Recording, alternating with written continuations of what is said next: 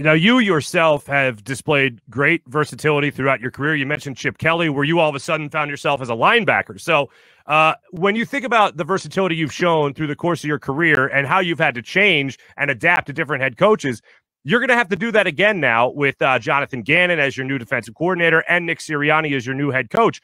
What have you heard about now your defensive coordinator and your head coach, your new head coach to this point? Just the core values he's going to go by, just with the head coach. I haven't talked to Gannon too much about. He's just excited to get me in, and he got some stuff that he want to show us when we can. Once we go virtual, starting next month, and I think that everything. Man, I'm excited for them just being excited. They look like they just want to gain our trust, and obviously that's what we gotta gain together. And so you just got to get people that's bought in. I'm gonna lead the best I know how, by example, and then I'm gonna talk a little bit too, like I always do. But I know, man, I'm just excited because we got a young group, and we got a lot of changes that's gonna happen in the building that I'm excited for. Yeah, have you talked to Nick Sirianni yet? Yeah, that's what I was saying. Like, I talked with him more about the core values of what he's trying to, put out there for the team, and what he goes by on a daily basis. And then, for me, it's just trying to let him know that I'm all in, and I'm trying to relay his message as much as he's telling me. As soon as he tell me, I'm able to, do what I can do with the team to let him know, so we can all be on the same page. Great. Where were you when you found out that Doug Pederson would not be returning as your head coach? I was in Philly. I stayed in Philly. Just bought a place out here, and so just making it home. And hopefully, when I'm done, be either doing something with the Eagles, and then eventually doing something what you're doing, because I know I want to try everything. But I do want to take some time to spend with the family, make sure that I don't rush in it too quick before I get back to work. Mm-hmm. What was your reaction when you found out Doug wasn't going to be back? I was really more so just like I was shocked. I was shocked because you just heard them say some good stuff about him, being here and all that stuff, and then it just went sour real fast.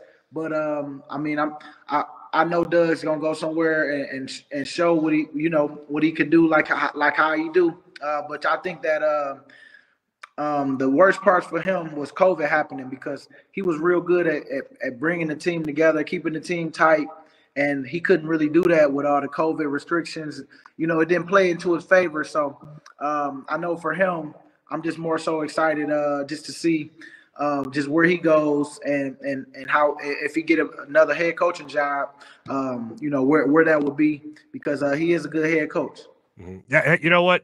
Look, we've mentioned the coaches and the changes there that you've really experienced as a player. I mean, from Andy Reid to Chip Kelly to Doug and now Nick Sirianni. But now in the locker room, the leadership has turned over a bunch. I mean, you're still there, obviously. Fletcher Cox still there. But now, Carson Wentz is moving on with his career. He's been traded to Indianapolis, as you know.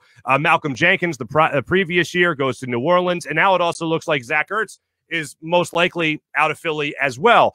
Nothing's happened yet, but it seems like that's going to be, at least his era is going to be ending here as well. How do you transition? How does the locker room transition, not just with leaders leaving and coaches leaving, but kind of the everything in its entirety changing over? Well, really, I mean, we still got McLeod and the DBs. Like, we got our defense. We got most of us that's been here. You got guys like Lane that's been here. They're gonna have to start rubbing off on these young guys, and it's gonna take all of us. Jason Kelsey, it's just for me on defense. I can worry, about the defense, and when the offense come around, as far as when I see guys, because when you in the locker room, you talking. If you start to see things that that you need to correct, I mean, don't be afraid to address it, because that's what really makes good teams. People all having the same goal, and whenever we get thrown off and something is not going towards our goal, we got to get reminded, and it's just the way that you present it to people. You got to learn how to talk to people. You got to learn how to communicate, and communication, I feel, is going to be real big in gaining the trust of one another, and connecting with the coaches too.